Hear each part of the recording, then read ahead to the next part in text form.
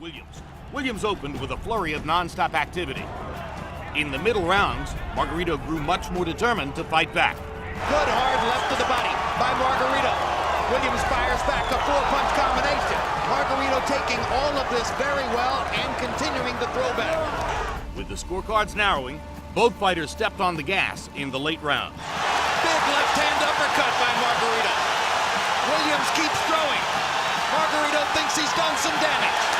Margarito is strafing him with power shots inside. Big right hand. Antonio Margarito, another right hand on the cut. Antonio Margarito has started to make his point, but is it too late? In the end, Margarito's slow start was costly, as Williams won by unanimous decision. Eager to get back into the ring, Margarito waited just 4 months before taking on Golden Johnson at Madison Square Garden. Margarito's plan was clear: to be visibly aggressive from the start.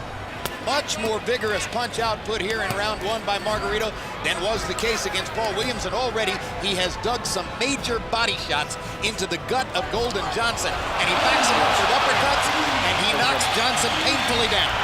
This is brilliant stuff. What a show! That's the Antonio Margarito everybody. April 2008 featured the rematch between Margarito and Kermit Cintron.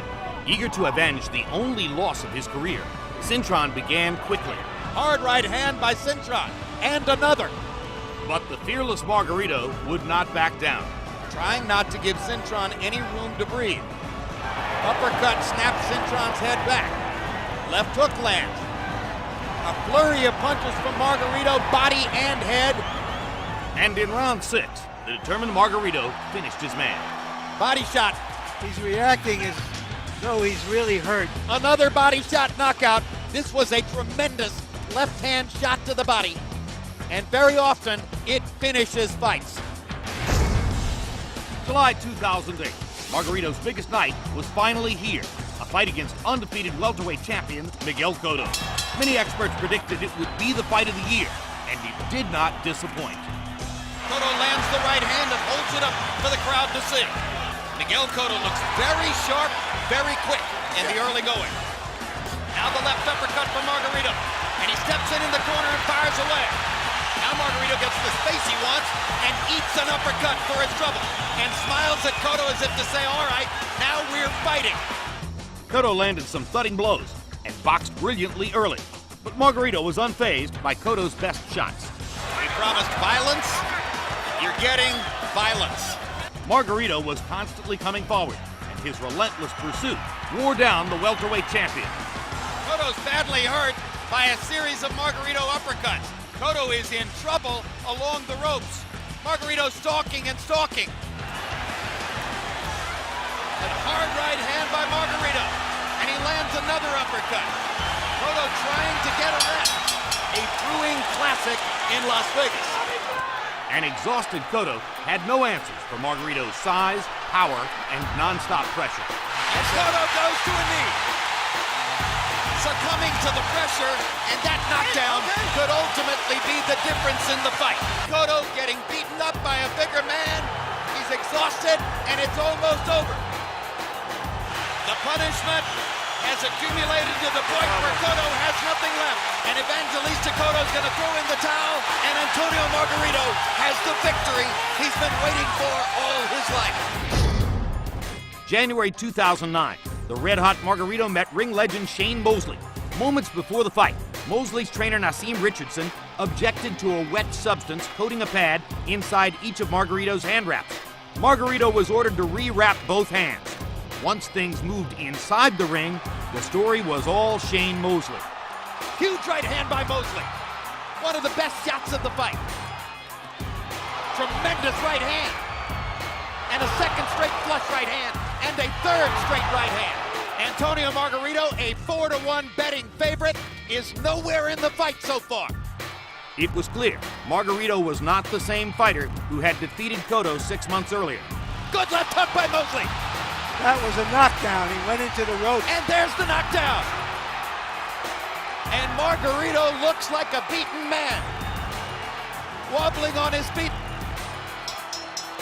The bell ends round 8, saving Antonio Margarito from a possible knockout. Margarito barely survived the 8th and suffered the first knockout of his career in round 9. This fight could be stopped any second now. Margarito is getting hit flush with every right hand. There's another one. There's a big left hook. Why not stop it now? And there's the white towel from the corner. Annihilated Antonio Margarito. Following the technical knockout loss, the California Athletic Commission revoked Margarito's license for a year, determining that indeed his hand wraps contained an illegal plaster-like substance. November 2010, 6 months after beating Roberto Garcia, Margarito returned to the spotlight against Manny Pacquiao. Margarito was surprisingly effective with his jab early on and tried to move Manny to the ropes.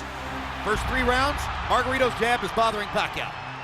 Margarito tries to press the action. Pacquiao hits him flush with a big left hand and then flurries and backs Margarito off again. Yeah, Margarito's saying that Pacquiao's not hurting him, but his face is telling a different story. Margarito kept coming, but had no defense for the speed of Pacquiao. While Margarito bravely continued to battle, a fractured orbital bone brought grotesque damage to his right eye. Margarito seems to be weathering these storms pretty well in spite of the way his face looks. Margarito's hanging in. He's having more flurries as the fight continues, but Pacquiao just stunned him with a right hook and backed him off again. For Margarito, so far this has been a measure of redemption because he's never stopped fighting his fight in spite of a frightful beating. Margarito refused to quit, lasting all 12 rounds, but Pacquiao was dominant in claiming a unanimous decision victory, leaving Margarito in need of a career reversal. To see more of Antonio Margarito, tune in to HBO Boxing.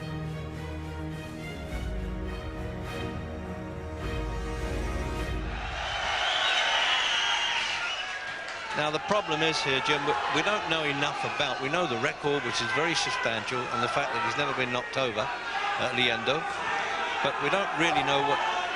A fellow from Zambia he defeated for the WBC international title. That's not the full one, it's the second one to it, and didn't bother to defend it. Paul Kooma, a Zambian. You see what I'm saying? They're already the Scots have taken to this fellow. He gives them a bit of entertainment, but it now looks as though he can not only back up his post, the lad can fight. He's only 21 recently. Changing stance. The thing about Leandro, when he weighed in, Hamid's manager Brendan Ingle said, well, there's no marks on him, so he doesn't get knocked around at all. Very clean cut looking. Yeah, the fact that he fights so often, Reg, suggests that he doesn't get involved in wars, so he's probably fairly elusive with a good defence. That was a good little start. He caught Naz with a couple of decent shots, but Naz will make him pay for that, as he has done already. Most people are saying what's going to happen when somebody hits him, Jim, but when he boxes in the gymnasium against people much heavier than him, he takes some good shots, never complains. I think he does absorb a good punch, but then again, we've got to find out, and I don't know whether this fella's capable of it or not. Well, he's not a big puncher, Leandro, but I get the impression that Naz has great natural strength. I don't really see any problems when eventually he takes a solid shot in the chin. He looks to have everything. You're not 100% sure until you see him do it at the top level, but it really looks as though he has the business. He's given up the European Bantamweight Championship. That's the H-Stone 6 division. And, well, that's always difficult to do that, but he just doesn't want to sweat down, he says, to that weight anymore. He's now 8-stone 10, and Leandro was 8-stone 10. Well, if the first round is anything to go by, at least it looks like Leandro's going to give him a test far better than his previous opponent. And that was a lovely shot. That was a bone shaker, that one. That was a lovely uppercut lead from Hamed. Yeah, as you say, the Argentinian's going to make him fight by the look of it. But we'll see how durable he is against Hamed, who's made fairly decent fighters look very ordinary with his style and with his punch power. We've been talking about round 3. In fact, 10 minutes ago, I happened to be walking past him, keeping my distance. He said, you watch for round 3. But I think he wouldn't have minded being in the opening round then when he let that punch go.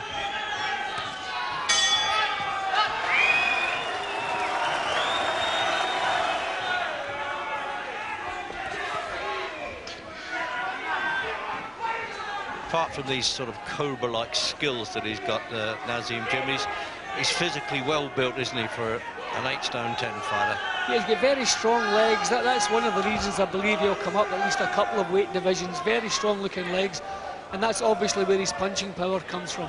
Although he doesn't have to be set to get power into his punches, he seems to be able to do that from all angles. Well, up till now, Leandro looks a worthy opponent.